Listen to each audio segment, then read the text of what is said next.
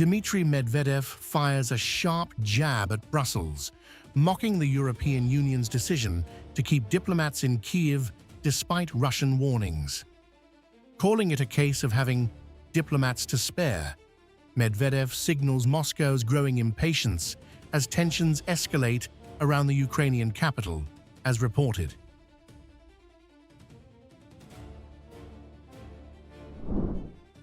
EU has said it'll maintain diplomatic presence in Kyiv unchanged, despite Russia's warnings. Apparently, they've got diplomats to spare and need to trim headcount. The European Union has confirmed its diplomatic presence in Kyiv will remain unchanged, rejecting calls from Moscow to scale down operations. The move comes even as Russia warns of sustained strikes, setting the stage for a high-stakes standoff between political signaling and on-ground risk, as reported. The EU is maintaining its presence and operation in Kyiv, and these threats smell like desperation. They want fear and isolation in Ukraine and elsewhere, but we have a clear message. This will not work. Russia's foreign ministry has issued an advisory urging foreign personnel to leave Kyiv as soon as possible, citing potential systematic strikes on military-linked infrastructure. Despite this, Brussels has chosen continuity over caution, reinforcing its commitment while drawing a pointed reaction from Moscow's top leadership, as reported.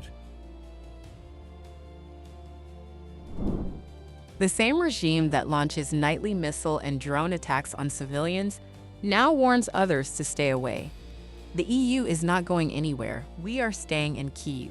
We are staying with Ukraine.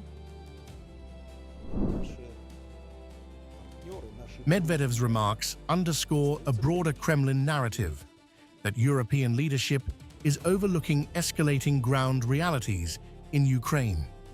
By framing the EU's decision as excessive confidence, Moscow is amplifying its warning without altering facts on the ground, keeping the pressure firmly in the diplomatic domain, as reported.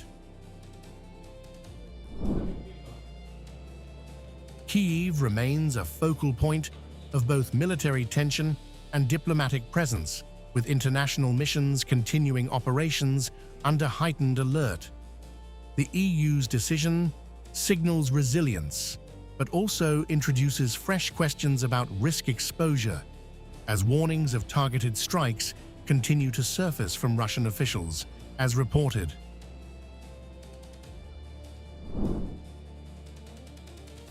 This exchange highlights a deepening divide, Russia escalating its warnings, while the EU maintains its stance without visible recalibration.